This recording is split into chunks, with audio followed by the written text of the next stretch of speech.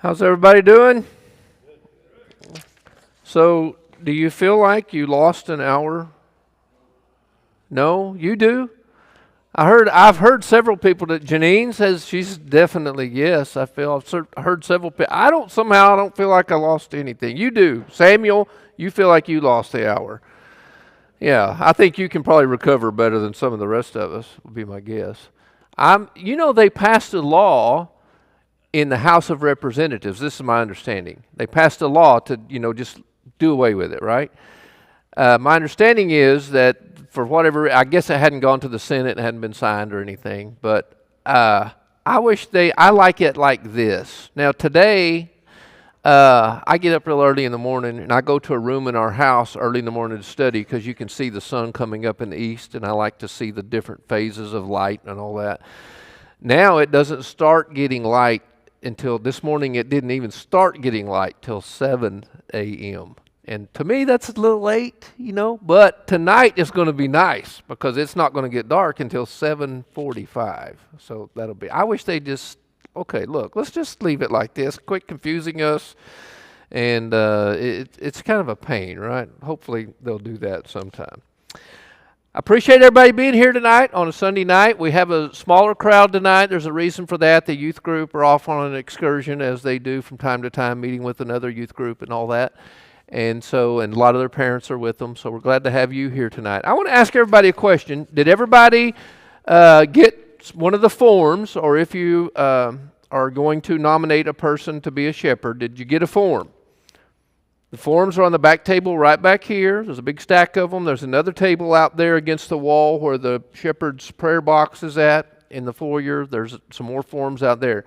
I just want to take a second to make sure we want to be as clear as we possibly can. Does anybody have any questions? All the instructions are written out on here, exactly what to do. Someone asked me today, do we have to turn this in today? No, it says that on here. You have until, I believe it's the 24th of this month, so you have 2 weeks to do that.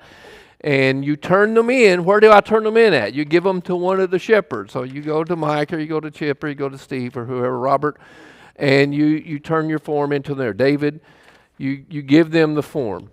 You have to go to the person that you're considering first. You need to have a conversation with that person. Need to see if they are willing, have a good conversation with them, and then you sign your name. I, Mike Williams, nominate so-and-so, and then both of you have to sign it, and then you turn it in. Does anybody have any questions? Everybody's clear. And I don't want to leave Shannon and Dee Dee out. They're over here. Okay, I might have to move this back, right? Because I almost having to look backwards to see y'all over there. Okay, so everybody's clear on that. Okay, good. All right, tonight we want to have a discussion, especially since we have fewer people here tonight. I want to encourage everybody who is here to please make comments, please ask questions, please state things that I haven't said, or maybe some things you see in the passages that we'll bring up. I'm going to bring up some passages from this morning, some that we didn't look at. And plus, the thing about a Sunday morning sermon, I'm the only one that gets to talk.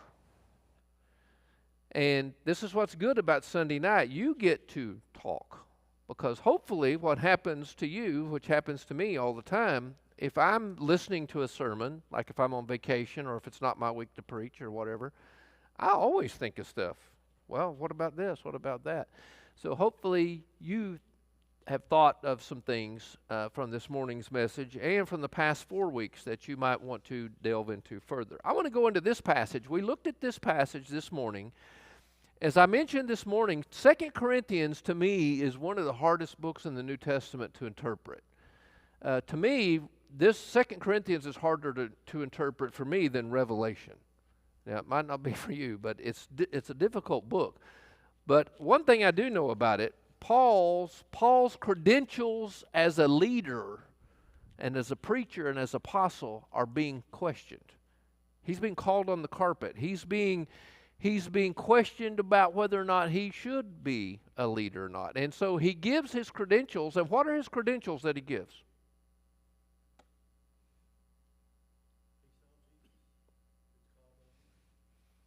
His credentials, he does say that, but his credentials are hardship. Hey, I've suffered more than any of you. I've expended more. I've worked harder. I've done this. It's not about a bunch of highfalutin stuff. It's my credentials are the service that I have put in. This is in 2 Corinthians chapter 11. I have served. I've worked harder. I've been, shipwrecked. I've been in trouble. I've been in prison. I've been beaten. I've been betrayed by false brethren. I mean, he gives all these different things. At the end of listing all that stuff, he says, there are many other problems, and one of these is the care that I have for all the churches. I worry about each group of believers every day. I feel weak every time another person is weak. I deeply feel upset every time another person is led into sin. Now, I talked about this passage a little bit this morning. So I want to ask you, as we're thinking about shepherds and the work of a shepherd and the work of a church leader, Paul, as a church leader here, is saying something about church leadership. Tell me what you see in this passage that's practically applicable for us. What does it mean to be a church leader?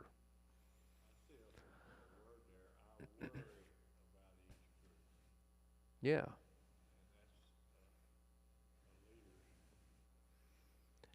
And why do you worry about people? Or each group, as he says, and people. You want to do more to help. So many times everybody's an individual. You don't know the right words to say or the right things to do or the right time to say it. Right. And so it creates a worry. Let's think about this. The word you use, worry, is a good word. Think about it just in your regular life. Who do you worry about? Worry about your family, those you love. Somebody else. Stephen, who do you worry about? My kids. Sometimes self. But it's people that are close to you. So it appears to me what Paul is saying, this gives us a lot of insight into what it means. How do you know? Some of you might be asking, I'm sure there's some men in this room right now who are going to be nominated by some people to be a shepherd. I'm certain of it. How do you know if you should be one or not? Well, one thing I think this passage gives us some insight into it. Do you care about this church? Do you care, like Stephen said, who do you worry about? Well, naturally, I think about, I've spent time praying for my kids. I worry about my kids. Do you spend time praying for people in this church? When people have issues like tomorrow, Landry Blackman is having that serious surgery. And it's gotten kind of convoluted here in the last couple of days because they changed some stuff on them that they weren't anticipating. And so you can imagine, you have Landry's 11, I think. Is that right? He's 11 years old. You can imagine if you had an 11-year-old son, he's going in for this is going to be a 4 to 8 hour surgery. This is a serious deal, right? You would be very worried. You're concerned about people that you're close to. So what we need to think about if you're going to be considered to be a leader and if you're going to nominate somebody to be a shepherd, do they care about people? Do they spend time thinking about and trying to help people in this church? That's what it means to be a church leader. And that's what Paul's saying. He's saying, and I highlighted and bolded that word care. One of these is the care I have for all the churches. Paul cared for the people in these churches. That's what it means to be a leader. Sometimes when prayers are offered for leaders in our church, a lot of times people will say something like this. I'm not saying it's wrong, but I think we need to tweak it a bit. People will often say, Lord, I pray for the decisions that our elders are going to make. Now, are there decisions made? Yes, but that's not the primary job of a shepherd. Thus the term shepherd. Are there decisions that a shepherd makes with sheep? Well, of course. But is that really the primary focus? No. The focus is this. It is caring for those sheep. It is feeding those sheep. It is protecting those sheep. So it's really about people. So you just need to ask, does this person, is their focus in life about caring for this church. You know, you need people who are going to be leaders whose focus, all of us have other things going on in the world, certainly. But is their number one thing this? If the number one thing is something else that takes time, too much time and energy and effort away from this, I would not nominate that person if it was me. It needs to be, do you care? Are you focused on this group of people here? So I'm going to stop. I've just said a lot. I want to see what other people say. Mike made a good comment. Anybody else? What do y'all see from this passage?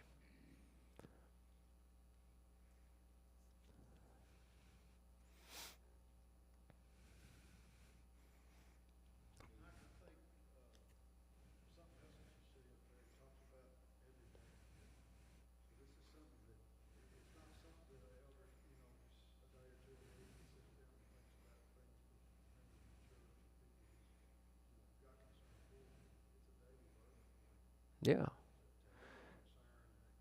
You used a good term, burden. I think Paul feels burdened because he cares about, he's thinking of people with situations, and he feels burdened.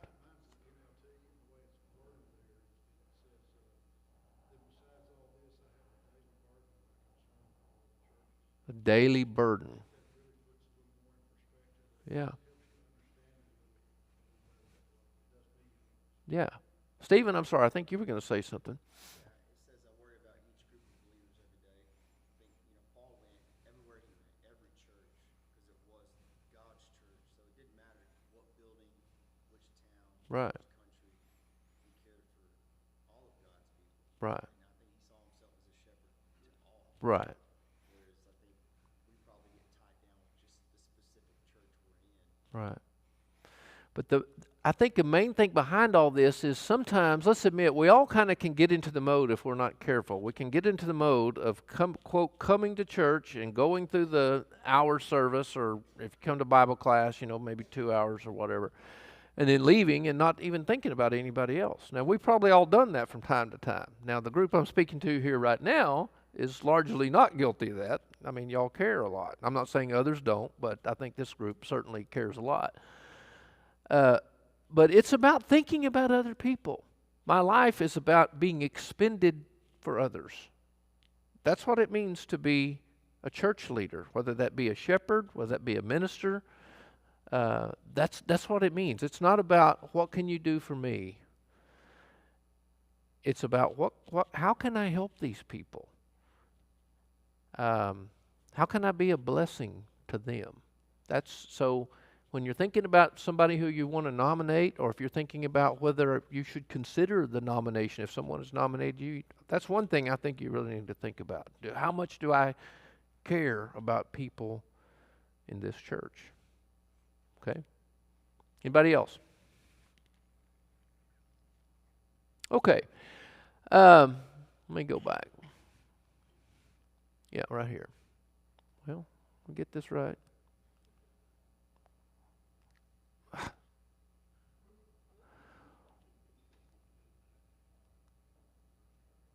Okay, yeah, okay, I'll take it from here. I thought I would. Okay, sorry about that. When you talk about the heart of Paul's theology, a lot of people, if you read a bunch of theology books and commentaries and stuff like that, people will say, and I'm not saying they're wrong, but people generally will say the heart of Paul's theology is what book of the Bible? What would you say? Starts with an R and ends with the omens, right? Most people would say Romans. Romans contains the heart of Paul's theology. I'm not going to disagree with that. Romans contains a lot of good stuff. I think one book in the Bible that is greatly misunderstood is 1 Thessalonians. What I was always taught, and I'm not saying it's wrong, there certainly is some of that, but I was always taught, I kind of have in my mind, when I hear a book that comes to mind, Acts, what's it about? Well, it's about the early church. Romans, what's it about? It's about this. I kind of, can give a quick answer. What I was kind of always taught, 1 Thessalonians, that's about the second coming of Christ. Because there are a couple of passages in the latter two chapters, chapter 4 and 5, of 1 Thessalonians that talk about that. I don't think that's what 1 Thessalonians is about. When you read 1 Thessalonians, I do think you see to the heart of what Paul was all about. And what Paul was all about was loving people. Because he loved Jesus, Paul was in love with Jesus. And because he loved Jesus, he loved people. And so let's turn to a passage in 1 Thessalonians chapter 2 that I want to read. 1 Thessalonians chapter 2, I'm just going to read this. I'm going to be reading from the New American Standard Version.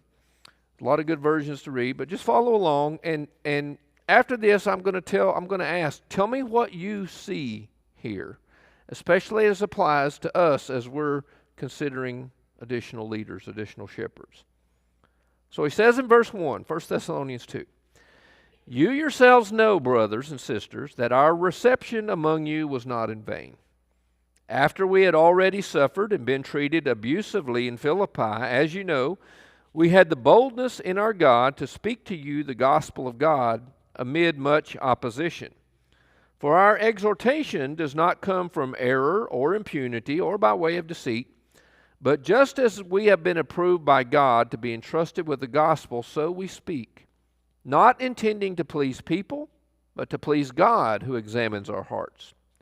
We never came with flattering speech, as you know, nor with a pretext for greed. God's our witness. Nor did we seek honor from people, either from you or from others, though we could have asserted our authority as apostles of Christ.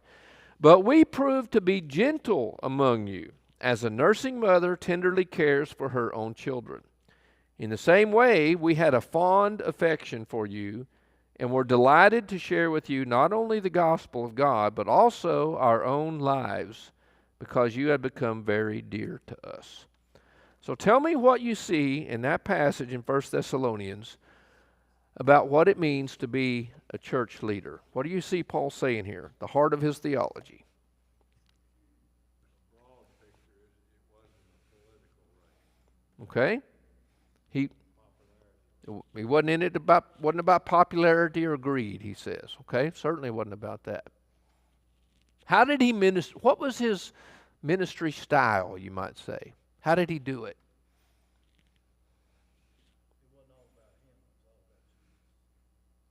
It was all about Jesus, and it was all about administering Jesus to people.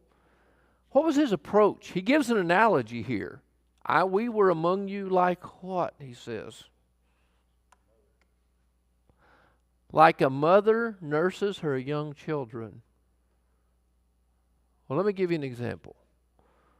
This afternoon, my daughter, who's 25 and a young mother, has a 3 months and 9-day-old grandson, was over at our house, and she's still nursing him. Here's what little babies do. Y'all know this. Little babies only cry about, I have a checklist, it's only about 3 things long. It's one of the 3. I'm not real smart, but they're hungry, they're sleepy, or a diaper. If it's outside of that, I don't know, right? It's pretty much that. And a lot of times, and when they're real young like that, when they're 3 months and 9 days old, they eat like every 2 or 3 hours. It's a lot. I mean, they were just at our house afternoon. She fed him 2 or 3 times just when we were there. And you know what they do? How do you know when they're hungry? Moms, how do you know?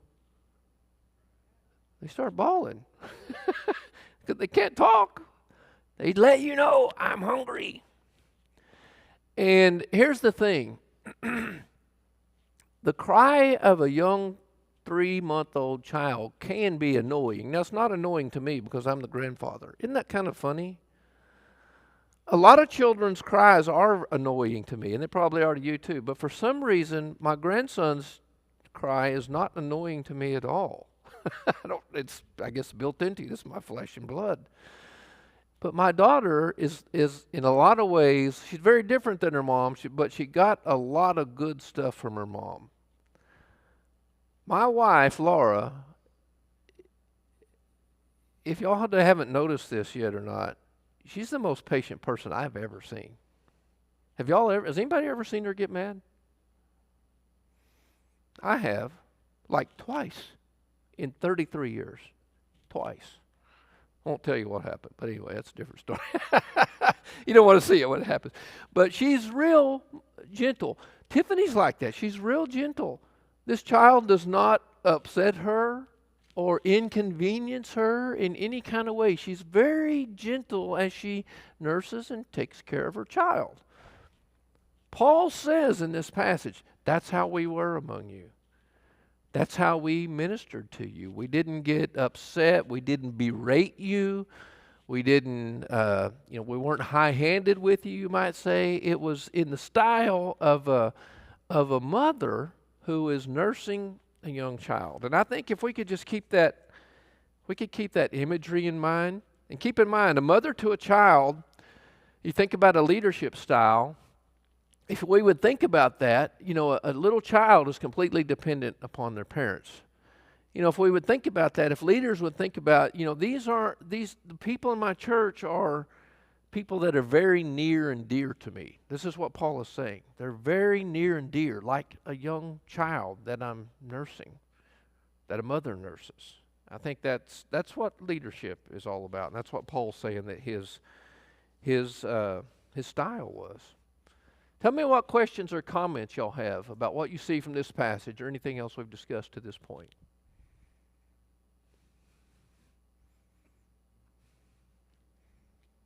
Okay, I want to talk about this passage. I mentioned this morning,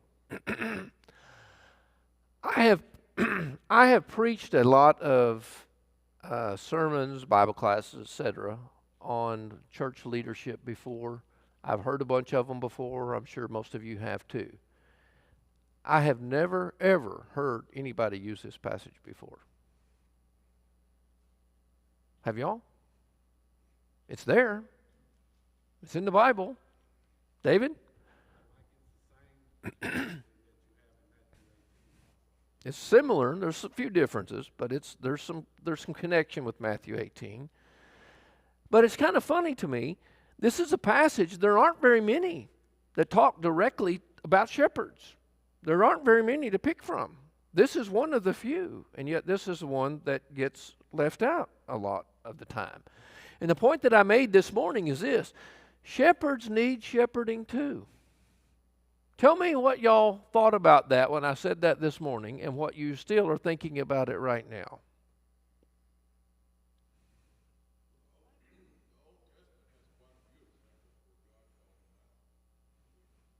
Exactly.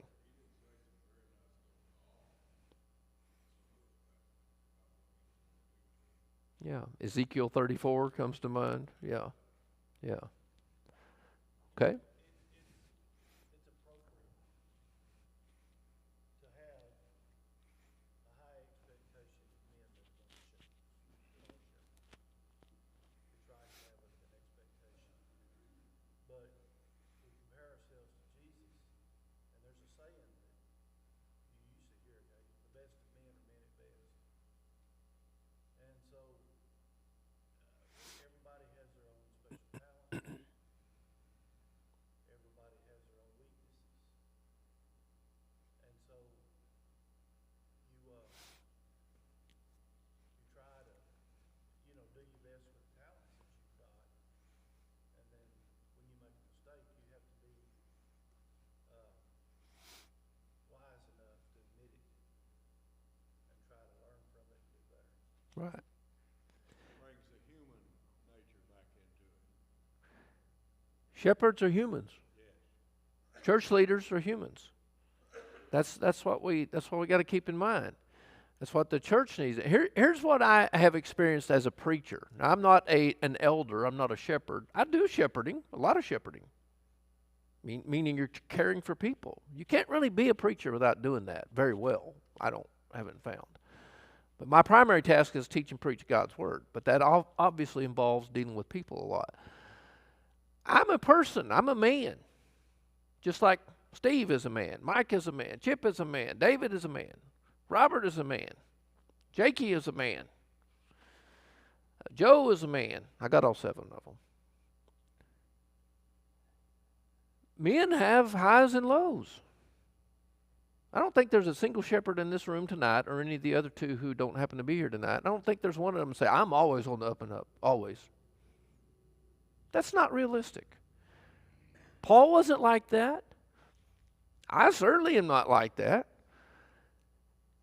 And here's the point. It's not only, there are times when they need to be disciplined. We talked about that, and we'll talk about it here in a minute. But there also needs to be care given for leaders. How many of us think about that? We think about a lot of times, and like I can say, from elders and, shepherds, ministers meetings, a lot of times we'll talk about, who in this church do we need to pay attention to right now because they're hurting. We talk about that quite a bit. And we should. Sometimes what we neglect, though, is who in this room is hurting. Who among the 7 shepherds and the 4 ministers we have is dealing with stuff? And those 11 men do, and their wives do deal with things, right? Here's what I want to tell you as a church.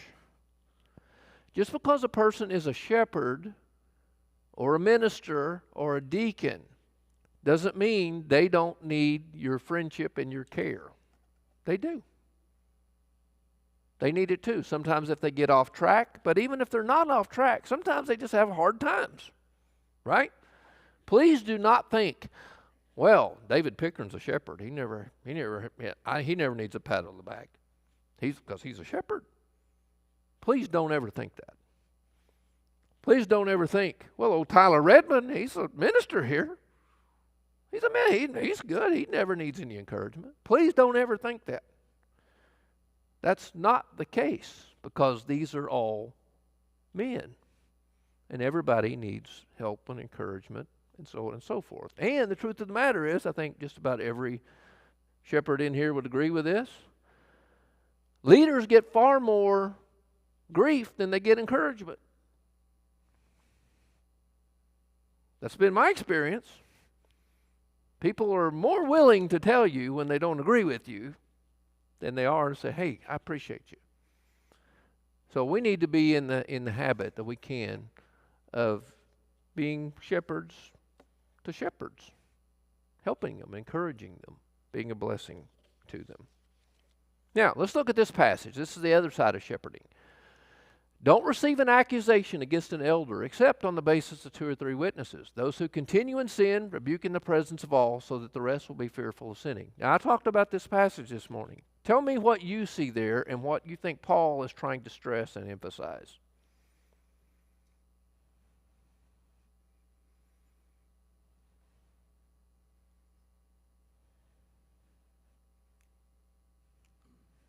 Maybe to stop some gossip or something going on. That's one thing he's definitely trying to do. Sometimes there are frivolous accusations made against church leaders. And what Paul is trying to do, don't even entertain frivolous accusations. And there are sometimes unsubstantiated, very frivolous accusations made out of whatever the motive is. Paul says, don't even entertain it unless it is something that has been guaranteed, or you can tell it's true on the basis of 2 or 3. He doesn't say the word credible, but that's what he means. Credible, reliable people. This is an Old Testament principle. I mentioned the passage this morning, Deuteronomy 17, verse 6. It's also recorded 2 Corinthians 13, verse 1. It's a New Testament principle as well. And yet a lot of times accusations come up against, usually it's ministers, or sometimes against shepherds. And they're completely unfounded, and there's no evidence at all for it. Well, somebody making an accusation, and so it sticks, and all kinds of proceedings are made against that person. That's unbiblical, brothers and sisters. If that's not what this is saying, could somebody please tell me what it is saying? That's unbiblical. Is it truthful? Is it reliable? Can it be proven? Are these accusations against this shepherd or this minister or this church leader, whoever it is, is there documentation for it? In this day and age, Paul doesn't say this because he didn't live in a technological age, but today he would say, is there any video for it? You got an email? Got any text messages? Any eyewitnesses who heard this or saw or whatever? If not, don't listen to it. But sometimes there are legitimate accusations against church. Then, in that case, what does he say do? What, David? Yeah. And I think what he means, and you mentioned Matthew 18 a second ago, he doesn't mention it here, but I think they could assume it. First, you would have gone and had a conversation with this person about their behavior. Hey, this is inappropriate. And hopefully that solved the problem. But if it didn't, it says, those who continue in sin, and I like that version because it's reflective of what the original language says. It's the present tense, which means this is not just they made a mistake one time. This is a pattern of behavior that this person does over and over and over again. If they won't repent, they won't listen, they won't change, they continue to be adamant and staunch in their behavior, he says, you need to rebuke them in the presence of all. Now let me ask you a question. How does that strike you, especially as Americans, when he says you need to rebuke them in the presence of all? How does that strike you?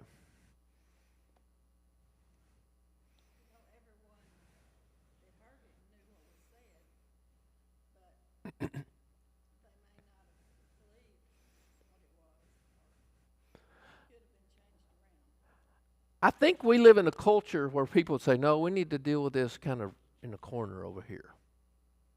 But that's not what he says.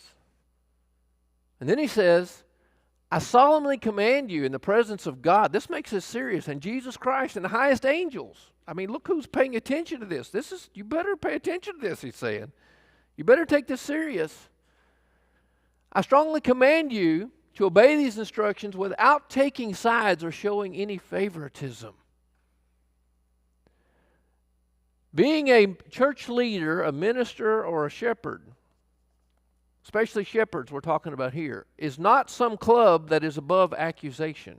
There is accountability. In fact, if you're a shepherd or a minister, it doesn't mean that you're not accountable. It means you're more accountable.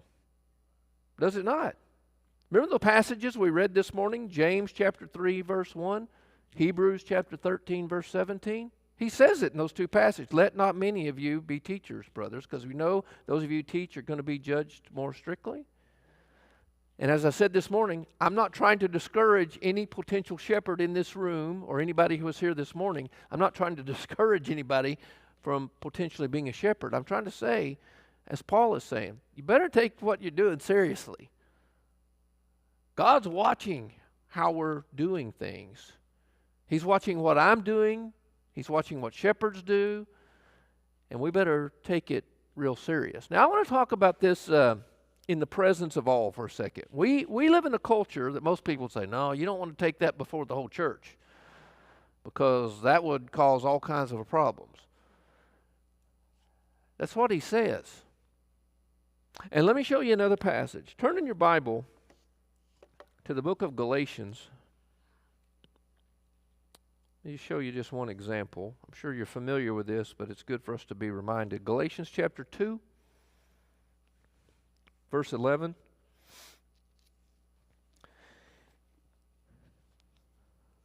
Galatians 2, verse 11. And Paul says, but when Cephas, or Peter, came to Antioch, I opposed him to his face. Notice there's a face-to-face confrontation first. Because he stood condemned. And here's the reason he stood condemned. Because prior to the coming of some men from James, he used to eat with the Gentiles. But when they came, he began to withdraw and separate himself, fearing those of the circumcision. And the rest of the Jews joined him in hypocrisy, with the result that even Barnabas was carried away by their hypocrisy. And when I saw that they were not straightforward about the truth of the gospel, I said to Cephas in the presence of all, if you, being a Jew, live like the Gentiles and not like the Jews, how is it that you compel the Gentiles to live like Jews? And I'll just stop right there.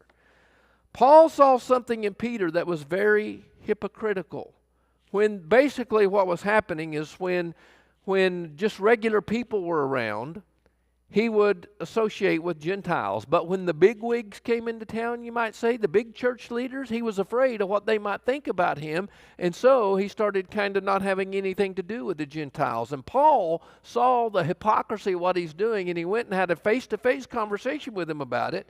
And apparently that didn't do it, and then he said it in front of everybody. That wouldn't be fun. And that right there is why I think a lot of times we shy away from confrontation, because it's not fun. Now, please don't get me wrong. I don't like confrontation. That would not be a fun one at all. Unfortunately, sometimes it's necessary. I'm glad it's not necessary real often, but sometimes it is. Laura, I mentioned to you that interview that Laura and I went on where there was that bully shepherd. You wouldn't believe this guy. He was a jerk.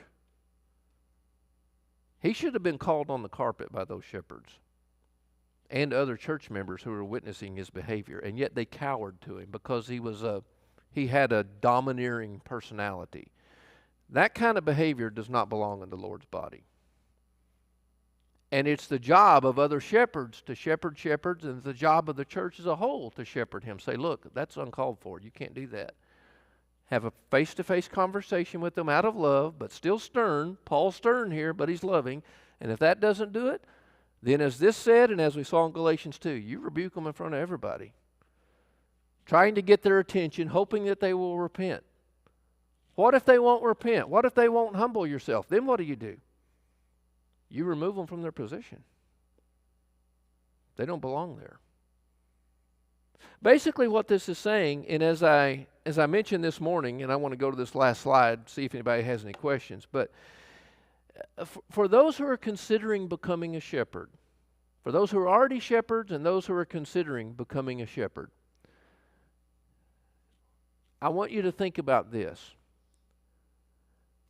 Not that I don't think you think this, but I just want to remind us, this is not a position where you're not accountable. You're accountable. Like we're all accountable, or should be, to one another. We're in a family here, right? We're in a family here. The church, that's one of the main metaphors in the New Testament used for the church. It's a family. And what we should do as a family, as leaders in a family and as members of a family, if somebody gets out of line in your family, your kids get out of line, what do? Hey, in a loving way, but sometimes you have to be firm but loving. Hey, you need to get back in line here. You're not acting right. Sometimes the leader of the family gets out of line. It's happened to me before. My wife will go, hey, buddy, you ain't acting right here. That ever happened to you before? From your wife or from your husband? And there's been very few times, because my wife doesn't mess up as much as I do. I'm being that seriously. But there's been very few times I'd have to say, hey, no, we can't do that, Laura. Very few. Let her know that's very few times. For me, more frequently, hey, that was wrong. We can't act like that. We can't do it that way. Usually it's I mean well, but I didn't do it right. Hey, and usually I can't even think of a example when she wasn't right. I hate to admit that. Don't tell her that, okay? She'll get a big head. But we shepherd each other is my point.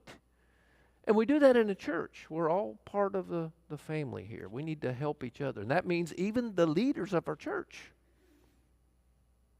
We all need to be shepherded. Okay, I'll leave the last thing for any questions or comments or anything. Anybody have anything they'd like to add to our discussion?